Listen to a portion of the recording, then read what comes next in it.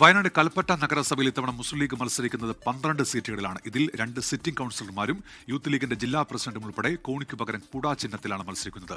ജമാഅത്തെ ഇസ്ലാമിയുടെ വോട്ട് ലക്ഷ്യമിട്ടാണ് സ്വതന്ത്ര ചിഹ്നത്തിൽ മത്സരിക്കുന്നതെന്നാണ് LDFന്റെ ആരോപണം. എന്നാൽ കൊടുവള്ളി നഗരസഭയിലടക്കം LDF സ്വതന്ത്ര ചിഹ്നത്തെയാണ് ആശ്രയിക്കുന്നതെന്നും തദ്ദേശ തെരഞ്ഞെടുപ്പിൽ സർവ്വസാധാരണമാണ് ഇത് എന്നുമാണ് മുസ്ലിം ലീഗിന്റെ മറുപടി.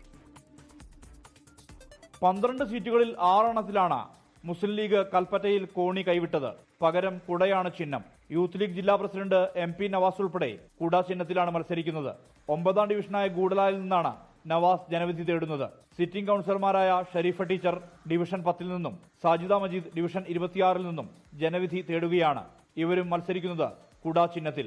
ജമാഅത്തെ ഇസ്ലാമി വോട്ട് ലക്ഷ്യമിട്ടുള്ള ഡീലാണ് ഈ തെരഞ്ഞെടുപ്പിൽ മുസ്ലിം ലീഗ് നടത്തുന്നതെന്ന് LDF ആരോപണം. ജമാഅത്തെ ഇസ്ലാമിയുമായി ബന്ധപ്പെട്ട് നടക്കുന്ന രഹസ്യധാരണയുടെ ഭാഗമായിട്ട് ജമാഅത്തെ ഇസ്ലാമി പലപ്പോഴും ഉപയോഗിച്ചിരുന്ന ചിഹ്നങ്ങളാണ് ഈ കൊടയൊക്കെ.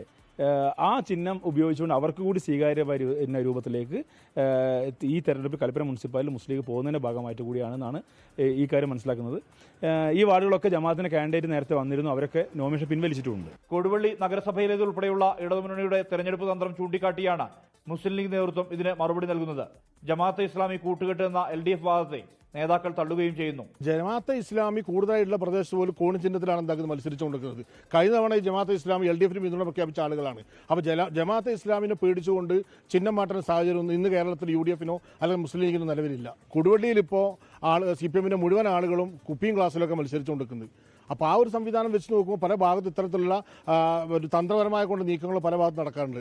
ആരോപണ പ്രത്യാരോപണങ്ങൾ ഉയരുമ്പോഴും വീറുറ്റ മത്സരമാണ് കൽപ്പറ്റ നഗരസഭയിൽ നടക്കുന്നത്. ഭരണ തുടർച്ച ലക്ഷ്യമിട്ട് UDFും അട്ടിമറി ലക്ഷ്യം വെച്ച് LDFും പ്രചാരണ രംഗത്ത് സജീവം. സാന്നിധ്യമറിയിക്കാൻ BJPയും കളത്തിലുണ്ട്. 24 വയനാട്. ലോകത്തെവിടെയായാലും ഏത് സമയത്തും 24 വാർത്തകളും ഓഗ്മെന്റഡ് റിയാലിറ്റി പാക്കേജുകളും എക്സ്പ്ലെയിനറുകളും വിശദമായി കാണാൻ ഞങ്ങളുടെ YouTube ചാനൽ നിങ്ങൾക്ക് സബ്സ്ക്രൈബ് ചെയ്യാം.